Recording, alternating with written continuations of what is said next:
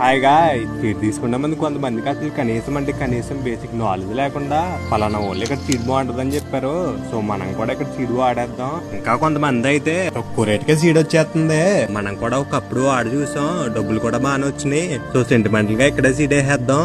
ఇంకా మా నాన్న చెప్పాడు, మా తాత చెప్పాడు, ఇవన్నీ నమ్మి నువ్వు సీట్ వేసావంటే లాస్ట్ కి సీడ్ ఎక్కడి నుంచి అయితే తెచ్చుకుంటున్నావో అక్కడ మెయిన్ గా ఈహెచ్పి టెస్ట్ ఉందో లేదో కనుక్కోండి. ఒకవేళ ఉంటే గనక టెస్ట్ రిపోర్ట్లు అడగండి, అది కూడా డేట్లు పాతయో కొత్తయో కూడా చూసుకోండి. నెక్స్ట్ రిపోర్ట్లు కానీ లేకపోతే టెస్ట్ పంపించండి, అది కూడా సర్టిఫై చేసిన ల్యాబ్లకు మాత్రమే. ఈహెచ్పి అనేది పీసీఆర్ టెస్ట్ ద్వారా తెలుస్తుంది. అది ఎలా అంటే కొన్ని రేపిల్లని శాంపుల్ గా తీసుకుని దానిలో ఉన్న డిఎన్ఏ ద్వారా ఈ టెస్ట్ చేస్తారు.